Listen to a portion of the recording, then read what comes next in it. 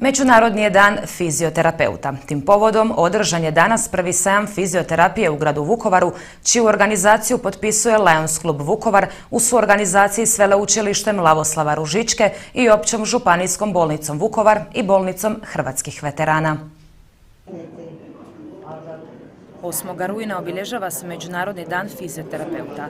Procjena zdravstvenog stanja bolesnika s ozljedama glave i kralježnice, prijelomima, upalom zglobova, moždanim udarom, bolovima u križima te bolesti živčanog i krvožilnog dišnog sustava i drugih tjelesnih sustava, kao i pomaganje pacijentima te ublažavanje boli, njihova emisija.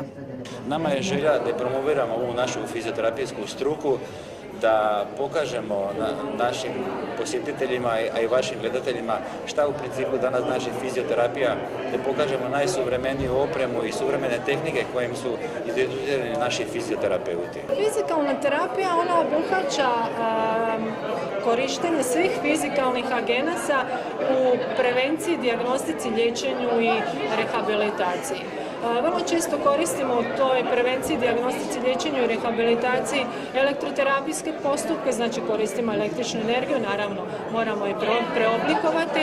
U cilju smanjenja boli te vraćanje pokreta kod pacijenta, sve veće zanimanje za ovom granom medicine, barem na Vukovarskom veleučilištu koje je iz godine u godinu broji sve više studenata, budući da je Vukovar jedini grad najistočnije županije koji nudi mogućnost školovanja u rehabilitaciji.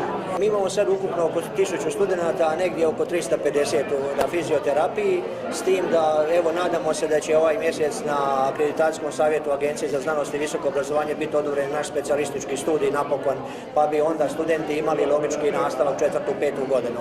Imamo veliki broj sve više licenciranih fizioterapeuta u Hrvatskoj i moram reći da je fizioterapija na jednom kvalitetnom nivou u Hrvatskoj. Naravno, uvijek može bolje. Svim fizioterapeutima sretan njihov dan.